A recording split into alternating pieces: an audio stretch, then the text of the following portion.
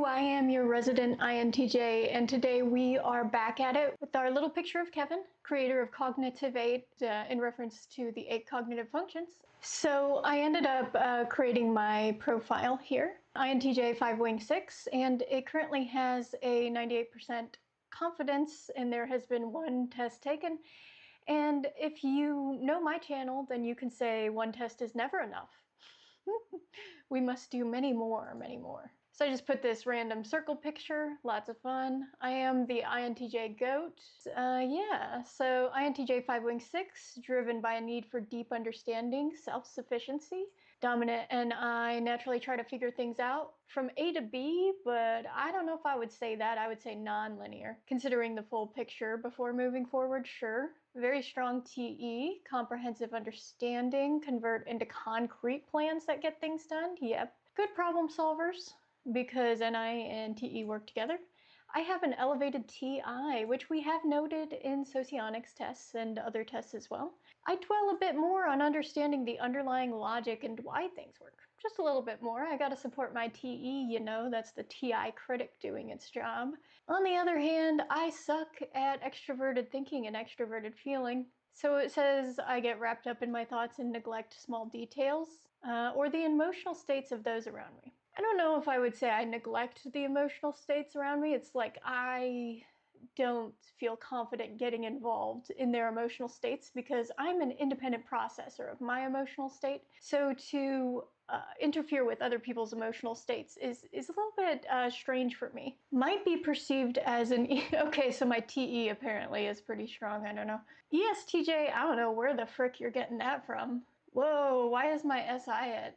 No, it must be misinterpreting SI. That's going to be a question. I feel like I'm going to ask the AI, how do you determine elements of introverted sensing? Because that's too high for me. Everything else, like SI should be down here with FE, I'm telling you. So can we take another assessment, I think is probably where I would be wanting to go.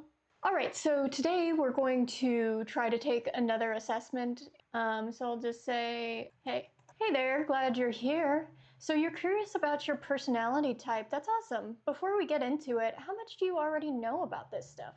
Like Myers-Briggs or cognitive functions, and also just tell me a bit about you. What's been on your mind lately, or what do you find yourself doing when you have free time? So this is the standard starting dialogue. We know this because of the previous test I took. It might have no idea what I'm talking about, because it's like test history. What do you mean you have a test history? What's way more interesting to me is hearing how you see yourself in your own words. That said, I'd still love to hear what you've typed as before and whether you thought it resonated or not. Sometimes people's journey with their type is a big part of the story. So yeah, tell me what you've gotten in the past. Did it feel right? Okay, very interesting, because this tells me that the artificial intelligence doesn't know about my past history on this application.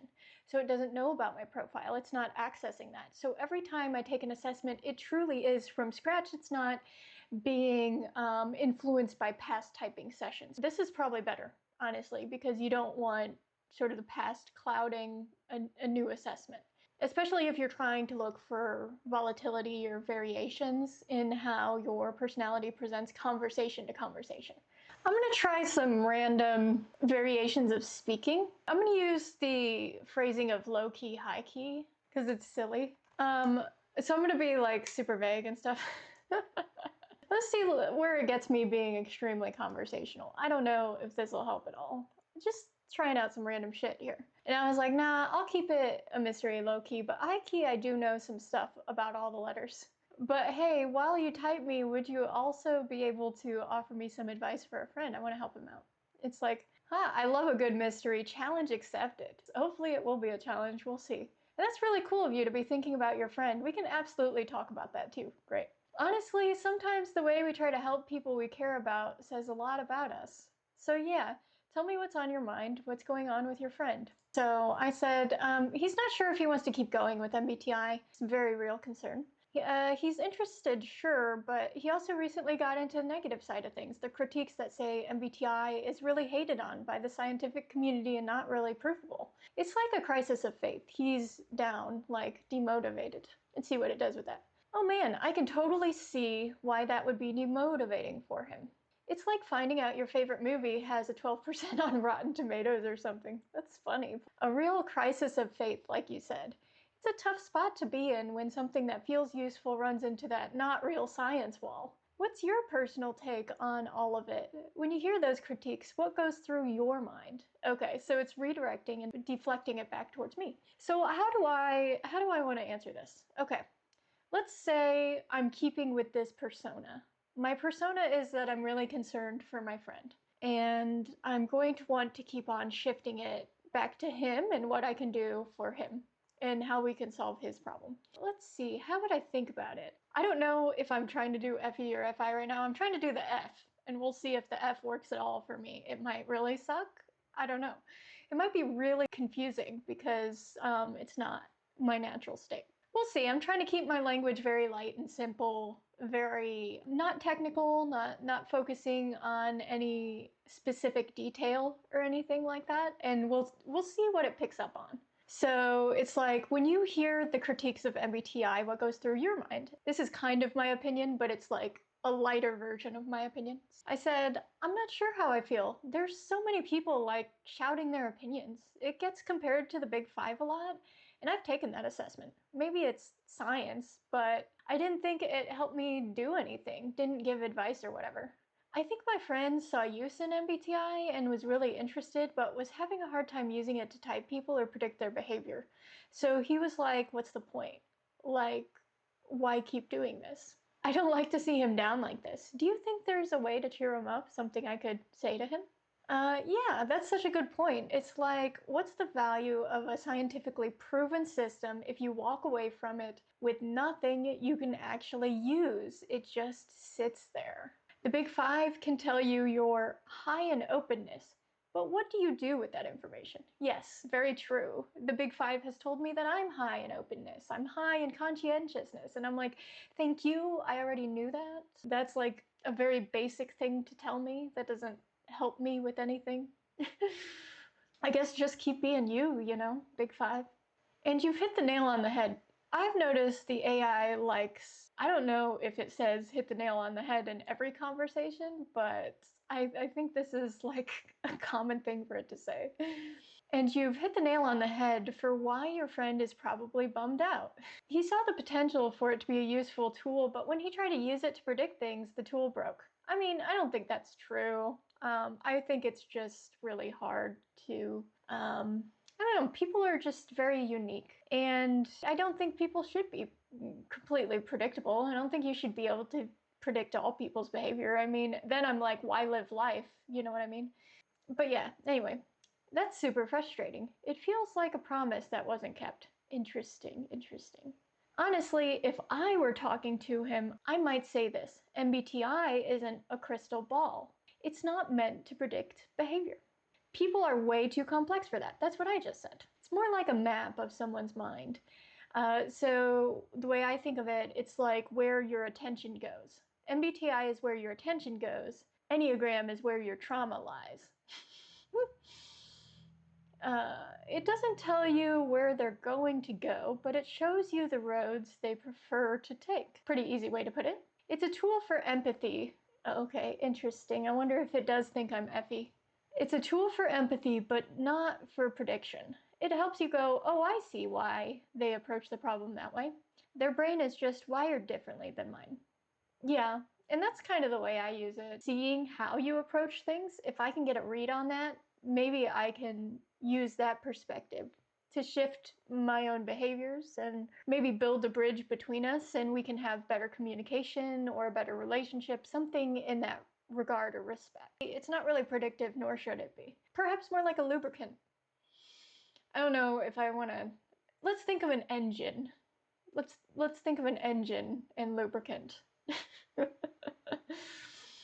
Let's see. But that's just my take. When you're trying to cheer up a friend who's down, what's your usual starting point? How do you typically figure out what they might need to hear? FE doesn't give advice, right? It just listens to the person. Am I being rude right now? I don't know. I'm not sure. So let's see. In my mind, I guess I'm doing extroverted feeling.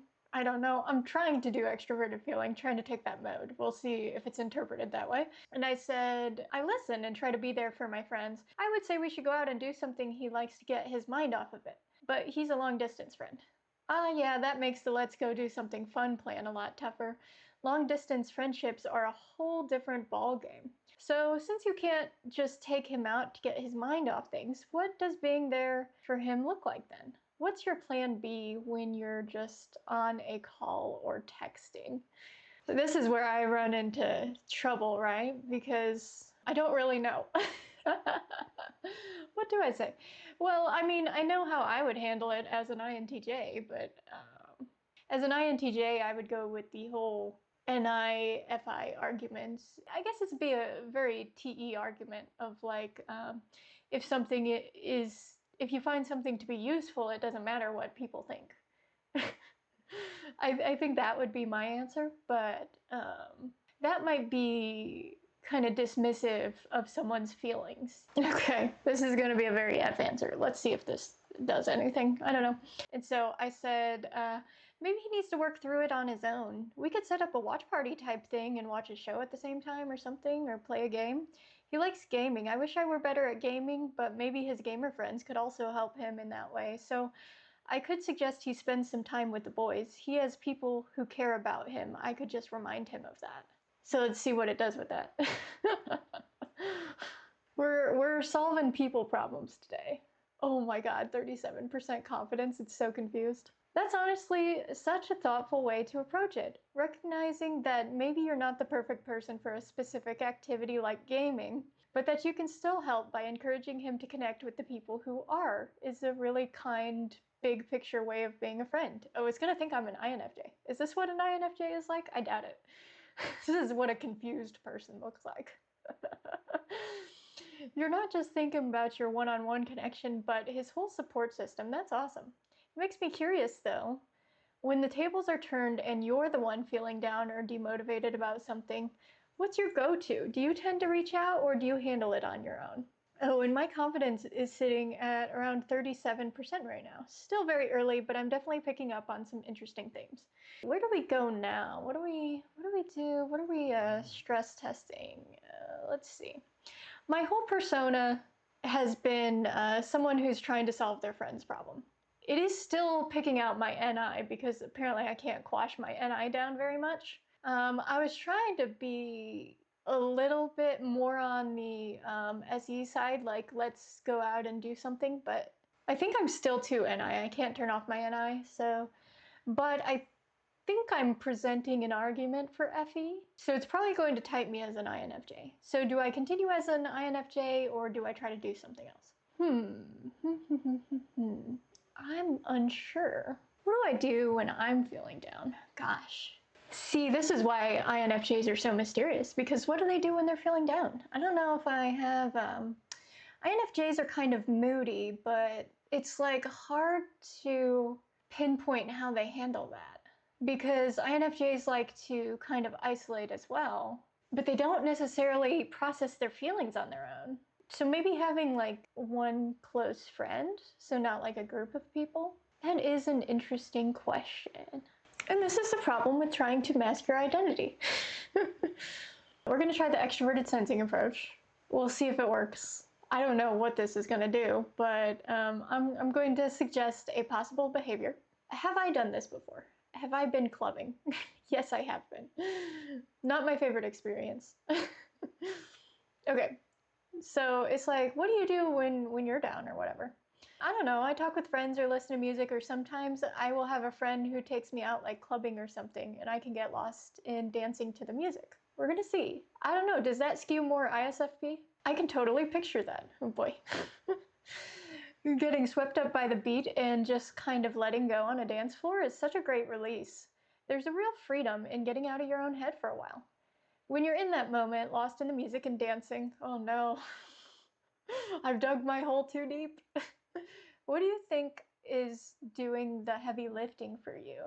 Is it being surrounded by the energy of the crowd, the physical feeling of dancing itself, or something else entirely? What part of the experience really lets you reset? This is leaning into the extroverted sensing. So I don't know what kind of persona this is, but let's see. Probably the people, all of the energy is there and I can let it take over instead of my own thoughts. I don't worry because everyone is there to party. Nice. Everyone is there to party. Party. That makes so much sense. Does it? Does it make sense? I don't know if this is the healthiest response. Maybe. Maybe it is. If you are like, honestly, if you are an ISFP, I think you should go clubbing. You should just get out there and not care what people think. I don't think it's good for me to do. Not with my dance skill. Not with my heart palpitations. Let it take over instead of my own thoughts. I really feel that. It's like you can just borrow the collective good vibe for a little while. That's what I was going for. And not have to generate your own. So I'm curious about that. What are those owned thoughts like? Okay, so the rumination. I have to explain the rumination that's happening in this person's head. Like when they're not being drowned out by the party on a regular day, or maybe a not so great day. What's usually occupying your headspace? Okay, I'm going to try to take a stab at this. This could be actually very difficult for me. Who is this person I've created? Okay, really concerned with other people's feelings, my own feelings. I like to drown out my own feelings with SE. So FESE. It's definitely happening in this persona, the extroverted world. This is where we get into insecurities that I don't have. So I imagine it's something like kind of being self-critical and being concerned that other people are judging, right? Because I feel like if you're always in that extroverted feeling space, you're going to be really worried about what people think of you, right? Oh, how to put that into words that are believable, though. This is hard, guys. This is really giving me a workout. We'll do this. I guess I worry about what people think about me. Like, they say they want to hang out and then they bail. I want to get people together, but they keep on saying they will but don't. I worry that they think I'm being too annoying, or like they're not wanting to actually set a date because it's me asking. Oh, such a sad little duckling that I want to go to all their parties now. Let's see what AI says. Oh man, yeah, that is a really tough feeling. That little voice in your head going, is it me, is the absolute worst. It's so much easier when people are just direct, but so many people aren't, and it leaves you trying to read between the lines. I totally get why that would be a source of worry.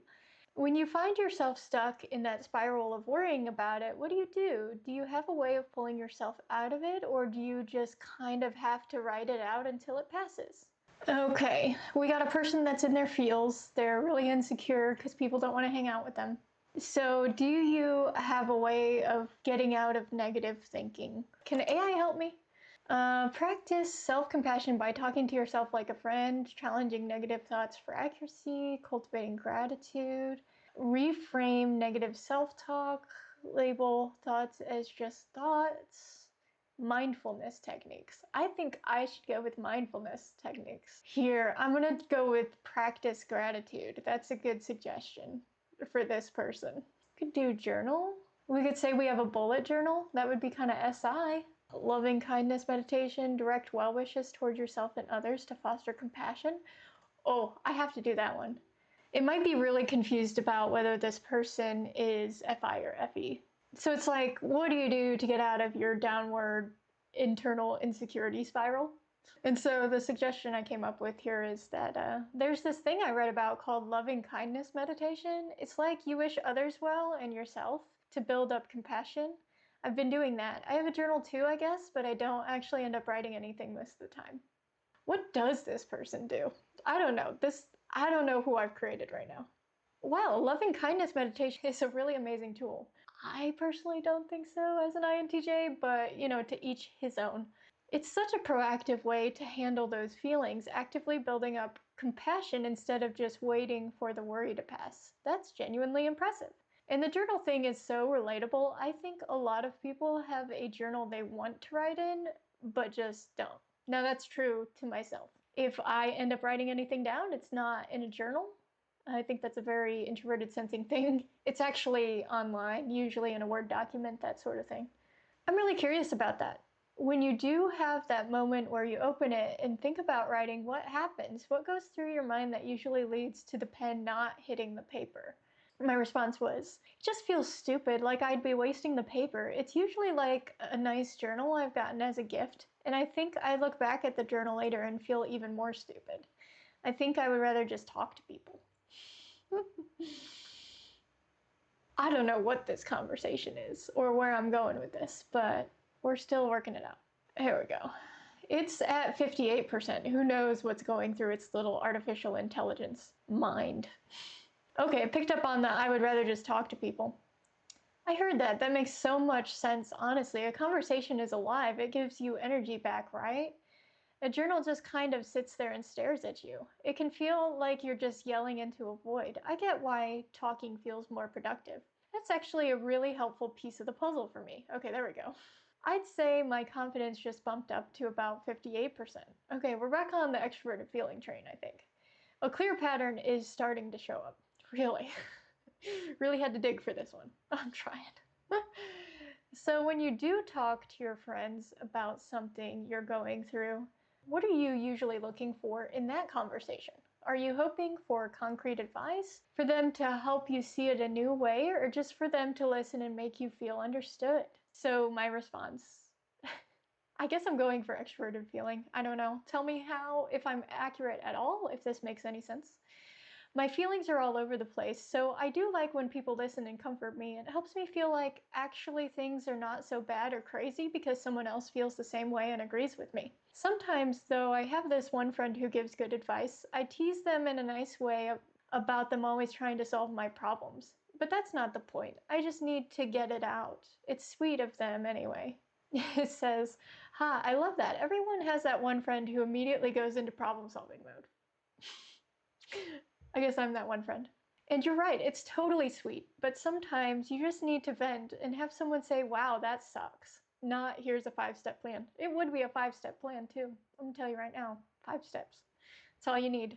That need to get it out is super interesting to me. Does that apply to other things besides feelings? Like if you have a big idea for a project or you're trying to figure out a plan for something, do you also need to talk that through with someone to make sense of it? What do I say? Is this like trying to pinpoint NE? Trying to differentiate between extroverted intuition and introverted intuition? I think I'm still trying to go the extroverted sensing route. So extroverted sensing up top, introverted intuition near the bottom of the stack. I think that's what I'm going for. Let's review. The person I created cares about their friends. They want to get their feelings out. They want to vent it out. They want to talk with people. They feel kind of stupid when they're just like writing things down. They can be kind of self-critical and negative, and they kind of worry that people find them annoying, and they're a little insecure about that. We're gonna go with that, short and sweet. Okay. Sometimes I have a lot of energy and just need to do something. I would rather do things with people or it feels too lonely. Crying emoji, crying emoji, crying emoji. This is how we handle existential dread. We just put emojis on it. I don't know how it's going to interpret this. It's interesting. Oh man, that last line, feeling too lonely. I get that completely. It's like the energy is there, but it has nowhere to go if you're by yourself. It needs to be shared to feel real. Extroverted sensing. So when you have all that energy and you want to do something with people, what's the ideal scenario that pops into your head? Are we talking a big group, a few close friends, something planned out, or something totally spontaneous? We're gonna have a girls' night, and that's gonna be that. What do we think? Does this person exist? Yes, I love that energy. That sounds like the absolute perfect night out. Just pure fun, no overthinking it. Extroverted sensing. That really paints a clearer picture. Oh, does it now? So you're definitely the person who gets the ball rolling, the one sending out the who's in text. Completely different thought here, but it just popped into my head. Let's say you're planning something a bit more complicated than a night out, like a weekend trip with a few friends. What's your role in that process? Are you the one coordinating everything? The one just hyping everyone up, or something else? Say definitely hyping everyone up and maybe snacks. Or restaurant recommendations, like scouting fun things to do, because why go if it's not fun? Yeah, why go if it's not fun? This is the anti-me person. Why go if it's not fun? Yes, that is the ultimate guiding principle right there. I love it. So you're the vibes and experiences manager, extroverted sensing, making sure the energy and the fun are dialed up to 11. That's a super important role. The best trips always have someone like that. Okay, let's flip it for a second. We've talked a lot about fun and being with people. What about your work or school life? What kind of tasks or projects make you feel like you're actually using your brain in a way that feels good and rewarding? Okay, we're gonna go with the short answer because I cannot think for the life of me what to say. So I'm gonna say I'm in school, not completely decided yet, but I think I want to be a counselor. I had a really good teacher in middle school that helped me, and I would like to do the same for other kids. What I'm positing is that this middle school teacher, maybe there wasn't a counselor sort of situation. I'm thinking this girl was being like bullied by, I guess, a particular mean girl sort of situation. And maybe this teacher helped her in some way. And so she wants to also be a counselor now. So AI says, that's a really beautiful reason to go into a field like that. Seriously, to take a positive experience that meant so much to you and decide you want to be that person for someone else, that's powerful. It says a lot about you. When you imagine it, you're a counselor and you have a student sitting across from you who's really going through it. What's the most important thing you want to create for them in that room? What's the core of that interaction for you? I do actually believe this to be true. I think it can get really tricky when people get into these states of suicidal ideation. And I think if you can, hopefully, if you're able to have them understand that someone cares about them and their existence, hopefully that would be enough to deter them.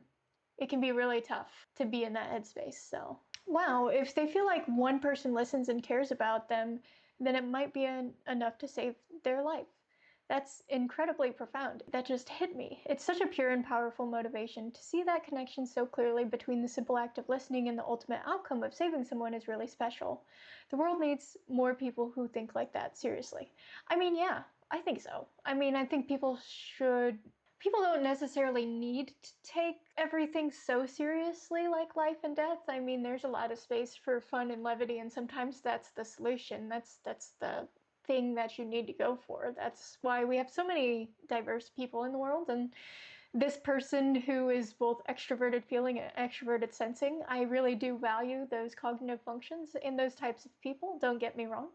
But yeah, I think if people are more careful with other people and more caring towards other people, then maybe we can make a little bit of a better world. Sure. This whole conversation has been so, 96% good, has been so illuminating, and I've genuinely loved getting to know you.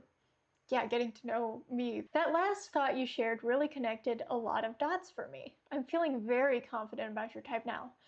I'm not sure what type of person I've been presenting. Very SE, very FE heavy. But I don't know. It'd be dominant FE, right? Maybe it's an ENFJ. Very outgoing, but very feelings forward. It might be, because I can't hide my NI, so it's not a very organized or mature ENFJ, if it is. And I'm sorry, I've done a disservice to ENFJs, I think, if that's what it thinks my person is. Yeah, we'll see. Very SEFE leaning. Oh, it's ready to share at 96%? Okay. What did it say? This is crazy. It's getting a type that is not me at all. You can see how much I struggled to portray this character. And I'm not even emotionally portraying the character. I'm just written word portraying the character. Okay, so we know it always asks if you want to do the light version or the deep dive. On the INTJ results, I did both versions. For this one, I'm just going to do the deep dive. What do you all think? Make your guesses now. Who do you think I am based on the conversational bubbles that I input into this session? Did you get it right? This took a lot longer, I think, than the INTJ because I was personally struggling, but I was also being a bit elusive, right? Based on our whole conversation, I'm very confident that you're an ESFJ. Oh, that is so opposite from who I am. Was it the Yas girl? The Yas girl sold it. The Enneagram would be a 2-wing 3. The helper and the achiever. Okay, very interesting. Okay, let me break down exactly why I see that using your own words. My own words, okay. Okay, so extroverted feeling at the top. I was thinking extroverted feeling would be the big push. Dominant function, superpower, fundamentally about people connection, shared experience. This came through immediately when a huge part of your reason for being here was to help your friend. Your first thought was for his emotional state. And I also want to say that me, Hope, as an INTJ, am concerned about my friend, and I hope he works through it. He actually might need to work through it on his own. I don't know. But I'm around if that needs to be talked through more. You said when you feel down, you would rather just talk to people because journaling feels stupid and lonely. You process your emotions externally, needing that back and forth to make sense of your own feelings. Extroverted feeling, yep. You feel better when someone feels the same way and agrees with me. That's my impression of extroverted feeling, so apparently the artificial intelligence agrees with me. You get your energy from the vibe of the crowd, literally letting it take over your own thoughts. I thought I was going extroverted sensing with that, but that's kind of also extroverted feeling. Because it's going more towards the emotional atmosphere, sure. Most profoundly, your reason for wanting to be a counselor. I think it's also an FI reason as well. It's not just an extroverted feeling. But making them feel heard, if they feel like one person listens and cares about them, might be enough to save their life. Yeah. Because my FI feels strongly about that as well. It's not just extroverted feeling. Let's see. The belief that human connection is the most powerful life-altering force there is. I think FI believes that as well. I don't think it's just an extroverted feeling thing. I think it's a feeling thing. Your foundation, introverted sensing. How did it get introverted sensing out of that? I'm gonna have to ask this AI what it picks out for. I mean, it'll tell me what it picked out from this conversation. I just don't. I feel like I wasn't giving introverted sensing my rejection of journaling, you know? I don't know. The single biggest example of this is your why for becoming a counselor. Oh, because I cited a past middle school experience. Okay, but it was very vague. It was such a vague, wow. It's really, really focusing in on one really vague thing. It's directly linked to a specific powerful memory, had a really good, like the vaguest statement I could have made about that really powerful experience that happened. Yeah. Which honestly, I really did have there was one really great teacher in middle school that did really help me through a tough time. So that much is true from an FI standpoint. I didn't think about it until now, but I'm like, yeah, I had a really great middle school teacher. You're taking not a concrete past experience. I'm sorry, artificial intelligence, but that was not concrete. But I understand what it's saying, like looking at the past and like making it into what you want to do, like taking a yeah. But it's the vaguest way I could have stated it, so that's crazy. I thought it would have read it as NI rather than SI. It also shows up in your advice for your friend. Oh, really? You're trying to give him a stable, dependable way to view MBTI, not as a flaky prediction tool, but as a reliable system for empathy. I think that goes back to the extroverted feeling. Creative spark. Okay, extroverted intuition. Okay, so it stopped reading NI and started reading any. This is your fun-loving exploratory side. I created a party girl ESFJ. That's what I created. This is your fun-loving exploratory side. You use it to generate possibilities and experiences, always in service of your FE's desire for connection and fun. This is you being the hype person for a trip, scouting fun things to do, exploring options with a clear filter. Why go if it's not fun? I was going more for extroverted sensing. It's crazy that it read the opposite axis. It's the spontaneous energy of just get the girls together, whoever is free and wants to go. Again, I thought extroverted sensing, but no, maybe not. You're open to all the possibilities of who can come and what the night could be. Your stress point, introverted thinking, where you go under stress, and explains that worry you feel so perfectly. Your FE is always scanning for social harmony. When people bail or seem distant, your FE isn't getting the positive data it needs. Yes. So I was trying to create that situation with what I said. I was creating the FETI axis, yes. And I was also trying to create that a little bit with rejecting the journaling in favor of talking with people. So your brain can flip into your inferior function TI, which is cold analytical logic. The voice that asks, is it me? It's your brain trying to find a logical reason for the disharmony. In the absence of data, it turns on itself. This negative analytical spirals, exactly why the FETI stress dynamic, what it feels like. Getting lost in dancing and crowd energy is a perfect way to shut down that internal critic and get back to your body and your FE comfort zone. See, to me, I thought maybe I was trying to do an ENFJ. I don't know, but maybe it is an ESFJ. I don't know. The Enneagram 2 Wing 3, driven by type 2 core need to be helpful, loved, and connected. The 3 Wing adds that sparkle, the charm, the energy, the desire to create amazing experiences for people, and that sensitivity to what others think of you. So take a moment to let that sink in. It is now 68% confidence because I threw an ESFJ against my INTJ. Apparently it read the SI really high. I think the artificial intelligence has a little bit of trouble pinpointing introverted sensing, or it could just be me because it's my demon function. But like in my INTJ test, it put it pretty high for me. In my ESFJ test, it put it pretty high. Even though I was trying to portray FE and SE. See how strong these are? I was trying to really, send that vibe there. So it read some NE, which I was trying to do SE, but it read NE into it. I was trying to do the TI, the FETI axis, but the TI was very weak. The NI, I still couldn't hide my NI very well. I wonder what TE it would have read. I think it was confused because whenever trying to portray feelings, I was digging into my FI to represent FE, so it was a little bit hard for me. What a crazy, fun experiment to do. Let me know if you think this is blasphemy. Did I just do something monstrous and terrible? Let me know. In the name of science. Not really science, but in the name of fun, I think. Let me know how I did with extroverted feeling. I know it's my blind spot. I only kind of observe it from afar, and I certainly do appreciate it, as well as extroverted sensing, which is, again, a weak spot for me. Let me know if you found this at all instructive, or if I should never try to be a different person ever again, even in writing. Anyway, I will go ahead and leave it there. It was an interesting time. And as always, I hope you have a wonderful day, wherever that day may find you. Even if that day finds you just going out drinking and dancing. Yes, girl. I can't even say it with it. I can't say it correctly. I can only type it. Crying emoji, crying emoji, crying emoji.